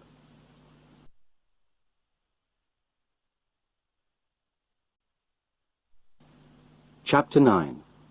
The 39 Steps. Sir Walter got up and left the room. He came back after 10 minutes. "I've spoken to Alloa. I got him out of bed. He was very angry. He hasn't left his house all day. It's impossible, said Winstanley. I sat next to him for nearly half an hour. That's what's so clever, I said. You were too interested in other things to look at him closely. You knew that he might be well enough to come tonight, and, as First Sea Lord, it was natural for him to be here. Why should you suspect that it wasn't him? Then the Frenchman spoke, very slowly and in good English. This young man is right. He understands our enemies. People only see what they expect to see. This man came late, spoke little, and left early. But he behaved exactly as we would expect Lord Alloa to behave. But I don't understand, said Winstanley. Our enemies don't want us to know what they have learnt about our war plans. But if one of us talked to Alloa about tonight's meeting, we would discover immediately that he hadn't been here. Sir Walter laughed angrily. That shows their cleverness again, in choosing Alloa. They took a risk, but everybody knows that Alloa is a sick man, and is often too ill to go to meetings. And even when he is well, he is impatient, difficult, and a man of very few words. Which of us was likely to speak to him about tonight? But the spy hasn't taken the plans, said Winstanley. He saw them, but could he carry away pages of information in his head? It is not difficult, said the Frenchman. A good spy can remember things photographically. Well, I suppose we'll have to change our plans, said Sir Walter unhappily. There's another problem, said Royer. I said a lot about the plans of the French army. That information will be very valuable to our enemies. That man and his friends must be stopped immediately. They could simply send their information in a letter, said Whittaker. It may already be in the post. No, said Royer. A spy brings home his information personally, and he collects his pay personally. These men must cross the sea, so we still have a chance. You must watch the coast and search ships. It is desperately important for both France and Britain. Royer was right. We could do something. But none of us felt very hopeful. How, among the 40 million people in Britain, could we find the 3 cleverest criminals in Europe? Then, suddenly, I had an idea. Where is Scudder's book? I asked Sir Walter. Quick, I remember something in it. He gave it to me. I found the place. 39 steps, I read. And again, 39 steps. I counted them. High tide, 10:17 p.m. Whittaker clearly thought I had gone mad. Don't you see, it's a clue, I cried. Scudder knew where they were going to leave England. Tomorrow was the day, and it's somewhere where high tide is at 10:17. Perhaps they've already gone tonight, someone suggested. Not them. They have their own secret way.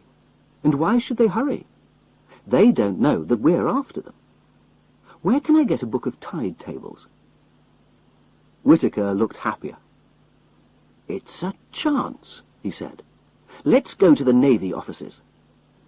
Sir Walter went off to Scotland Yard to get MacGillivray. The rest of us drove to the Navy offices, where we went to a big room, full of books and maps. We got a copy of the tide tables, and I sat down and looked through it while the others watched. It was no good. There were more than 50 places where high tide was at 10:17. We needed more information than that. I thought hard. What did Scudder mean by steps? And why was it so important to count them? It must be somewhere with several paths going down to the sea. This path would be the only one with 39 steps. I had another thought and checked the time of regular ships leaving England.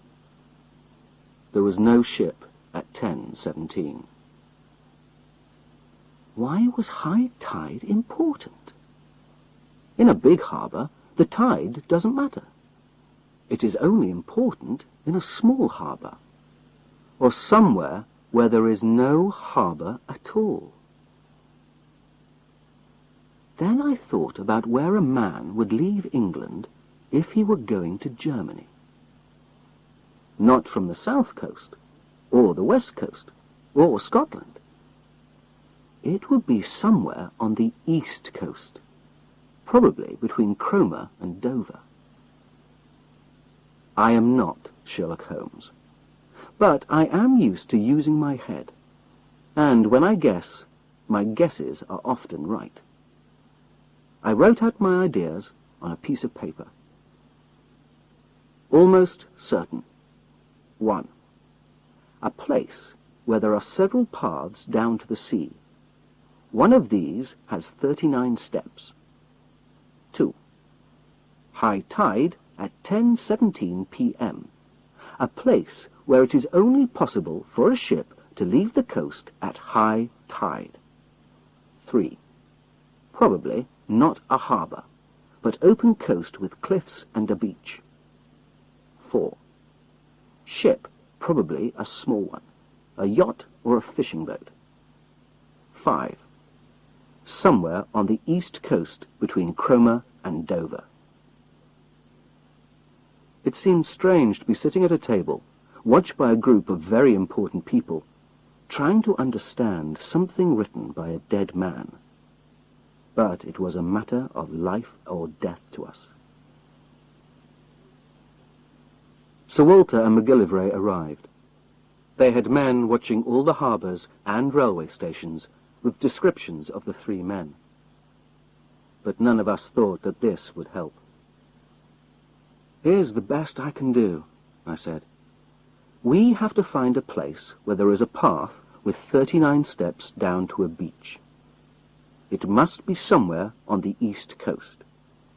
Of course, it's somewhere where high tide is at 10:17 tomorrow night. Who can we ask who knows the east coast really well?" Whittaker said he knew a man who lived in South London. He went off in a car to get him, and came back at about 1 o'clock in the morning with an old sailor who had worked all his life on the east coast. "We want you to tell us about places you know on the east coast where there are cliffs and steps going down to the beach," said Winstanley. He thought for a minute or two. "There are a lot of seaside towns, holiday places, where there are steps from the town down to the beach." "No, that's not private enough," I said. "Well, I don't know. Of course, there's the Rough." "What's that?" "It's in Kent, near Bradgate. There are cliffs with houses along the top, big houses. Some of the houses have steps down to a beach. Mostly rich people live there, the sort of people who like to be private." I opened the tide tables at Bradgate. High tide was at 10:27 on the 15th of June. "This looks hopeful," I cried. "How can I find out when high tide is at the Rough?" "I can tell you that, sir," said the sailor. "I used to go fishing there. High tide is 10 minutes before Bradgate." I closed the book and looked up at the others. "If one of those paths has 39 steps, then I think we have a good chance," I said. "Can I take a car, Sir Walter, and a map? If Mr. MacGillivray can help me, Perhaps we can prepare something for tomorrow. It seemed strange for me to take control like this, but I was used to action, and they could see it. It was the Frenchman, Royer, who said what they were all thinking. "I am quite happy," he said, "to leave this business in Mr. Hannay's hands." At 3:30 in the morning, I was driving through Kent in the moonlight, with MacGillivray next to me.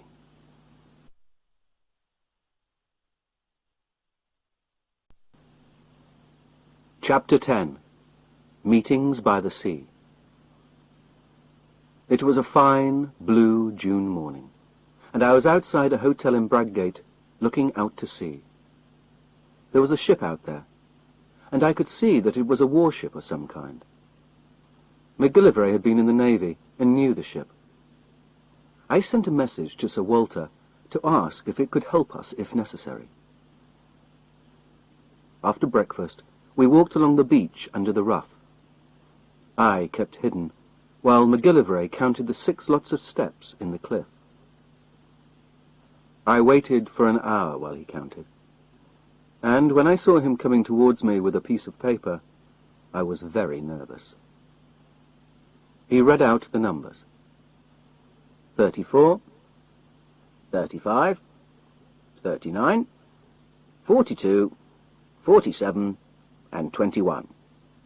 I almost got up and shouted. We walked back to Bradgate quickly. MacGillivray had 6 policemen sent down from London. He then went off to look at the house at the top of the 39 steps. The information he brought back was neither good nor bad. The house was called Trafalgar House, and belonged to an old man called Appleton. He was there at the moment. The neighbours didn't know him well. MacGillivray had then gone to the back door of the house, pretending to be a man selling sewing machines. There were 3 servants, and he spoke to the cook. He was sure she knew nothing. Next door, a new house was being built, which might be a good place to watch from. And on the other side, the house was empty. Its garden was rather wild, and would also be a good place to hide in.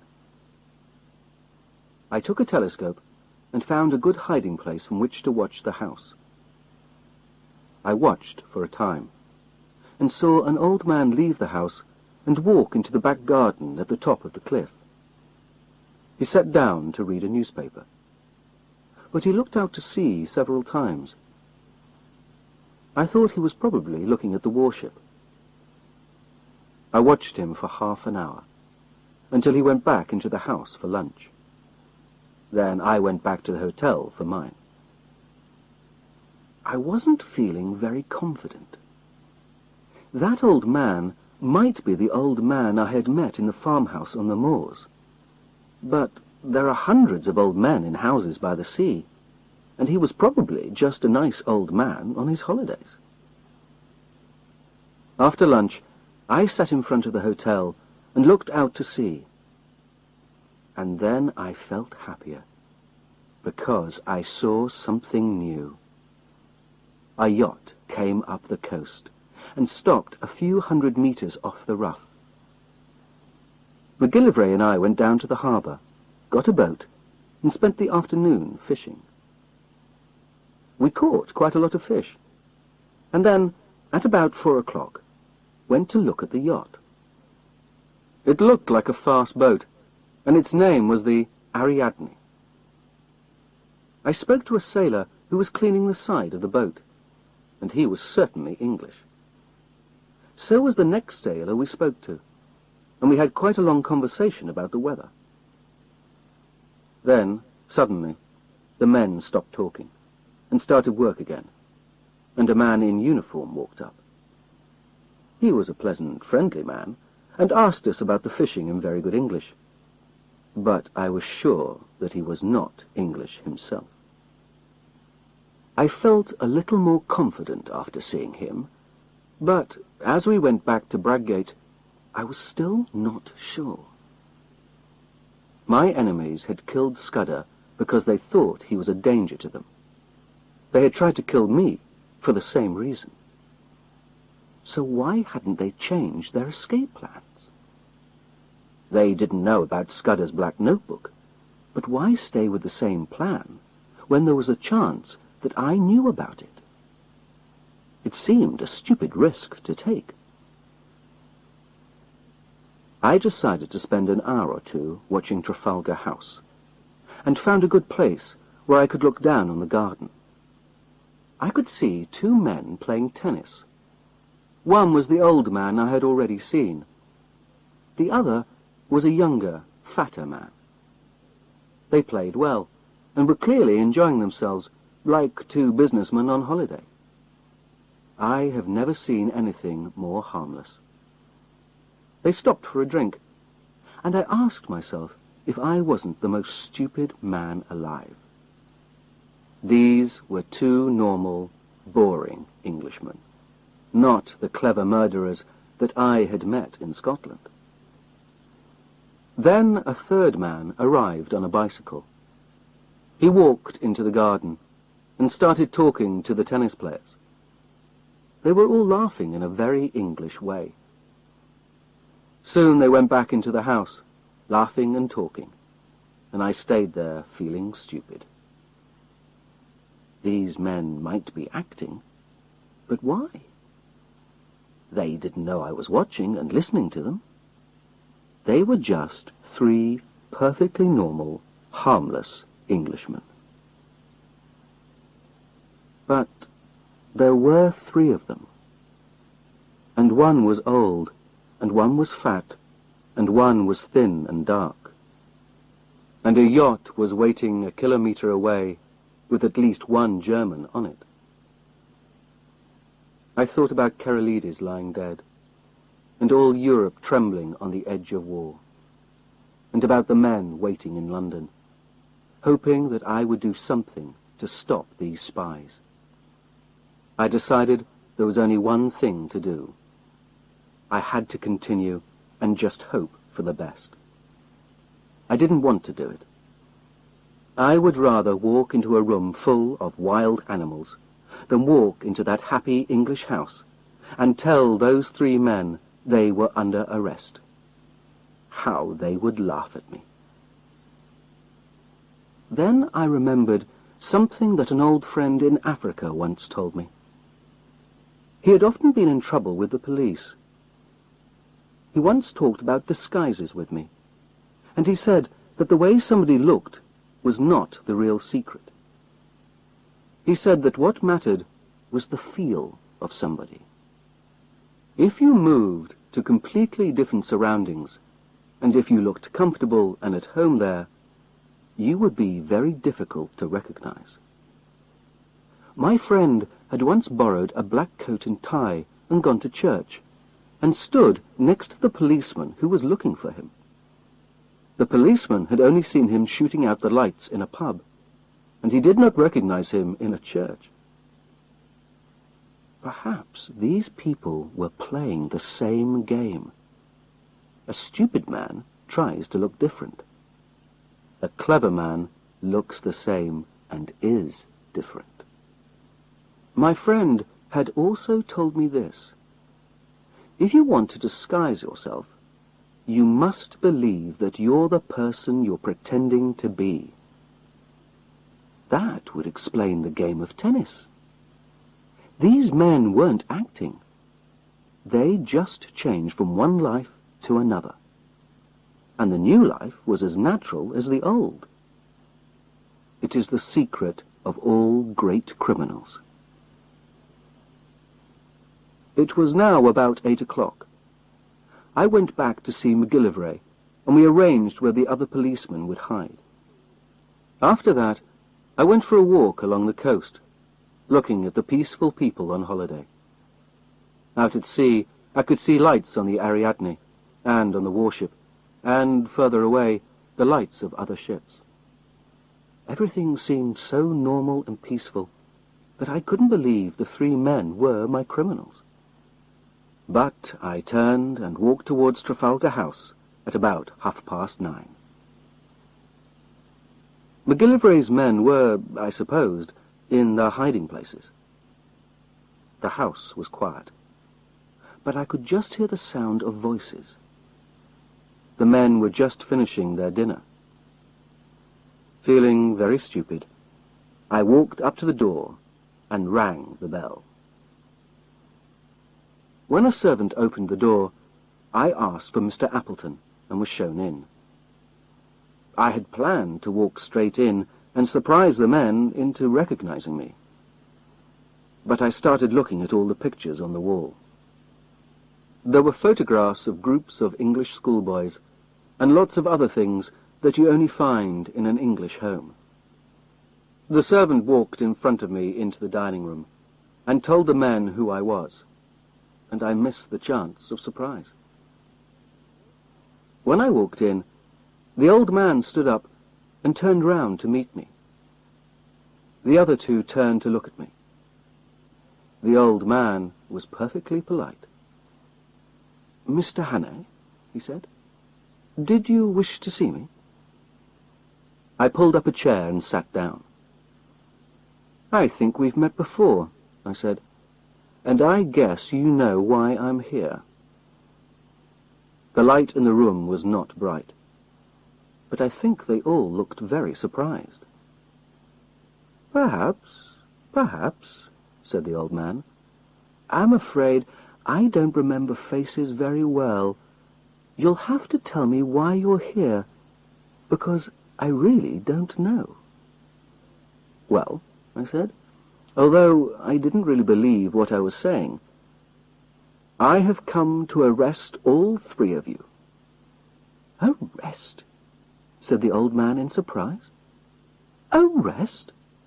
What for?" "For the murder of Franklin Scudder in London on the 23rd of May. "I've never heard the name before," said the old man. One of the others spoke. "That was the Langham Place murder. I read about that in the newspapers." "But you must be mad. Where do you come from?" "Scotland Yard," I said. Then there was silence for a moment, until the fat one started to talk, hesitating a lot between words. "Don't worry, Uncle. It's all a stupid mistake. Even the police make mistakes. I wasn't even in England on the 23rd, and Bob was in hospital. You were in London, but you can explain what you were doing." "You're right, Percy. It's easy. The 23rd. That was the day after Agatha's wedding. Yes. I had lunch with Charlie Simmons, and in the evening I went to the Cardwells. Why, they gave me that." He pointed to a cigar box on the table. "I think you will see that you have made a mistake," the thin, dark man said to me politely. "We are quite happy to help Scotland Yard, and we don't want the police to make stupid mistakes. That's so, isn't it, Uncle?" "Certainly, Bob." The old man looked happier now. "Certainly we'll help if we can. But this is madness." "This will make our friends laugh," said the fat man. "They think we're boring, and that nothing ever happens to us." He began to laugh very pleasantly. "Yes, it's a good story.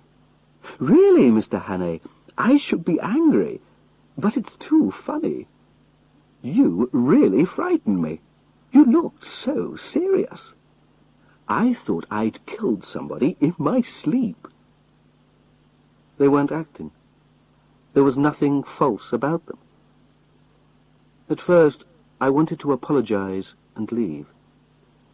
Then I stood up and went to the door and turned on the main light. I looked at the three faces. I saw nothing to help me. One was old and bald. One was fat. One was dark and thin. They could be the three men I had seen in Scotland. but I could see nothing to prove it. "Well," said the old man politely, "are you sure now that we are not murderers, or are you going to take us to the police station?"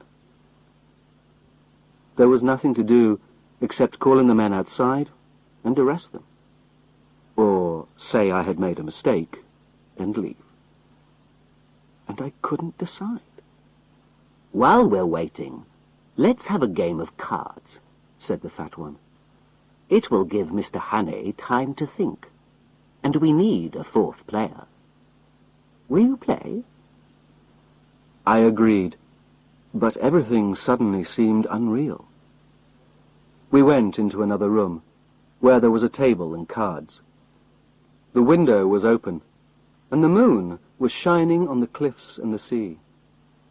We played, and they talked. I'm usually quite good at cards, but that night I played extremely badly. Then something woke me up. The old man put his cards down for a moment, and sat back in his chair with his hand on his knee.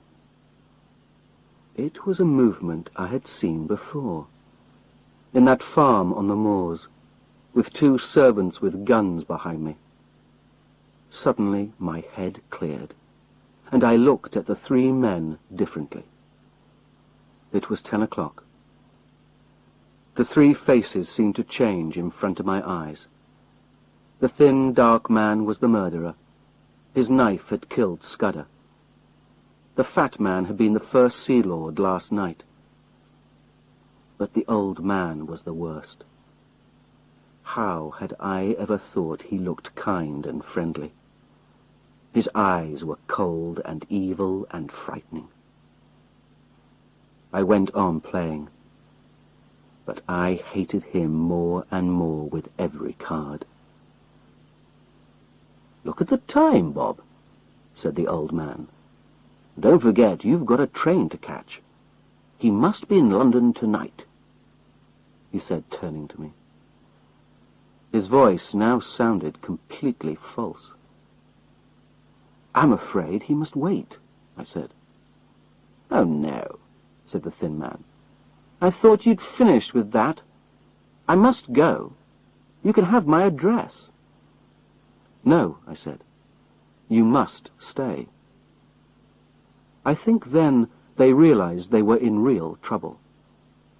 I looked at the old man, and I saw his eyes hood like a hawk. I blew my whistle. Immediately the lights went out. Someone held me to my chair. "Quickly, Franz!" somebody shouted in German.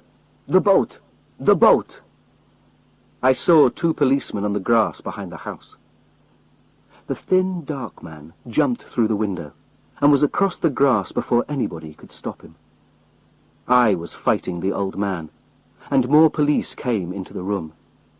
I saw them holding the fat man. But the thin man was at the top of the steps. I waited, holding the old man, for the time it would take the thin man to get to the sea. Suddenly, the old man escaped from me and ran to the wall of the room. From underneath the ground, I heard an explosion. The cliff and the steps had been blown up. The old man looked at me with wild, crazy eyes. "He is safe," he cried. "You cannot follow him. The Black Stone has won." This old man was more than just a paid spy. Those hooded eyes shone with a deep, burning love for his country. But as the police took him away, I had one more thing to say. Your friend has not won. We put our men on the Ariadne an hour ago. 7 weeks later, as all the world knows, we went to war. I joined the army in the first week, but I did my best work, I think, before I put on uniform.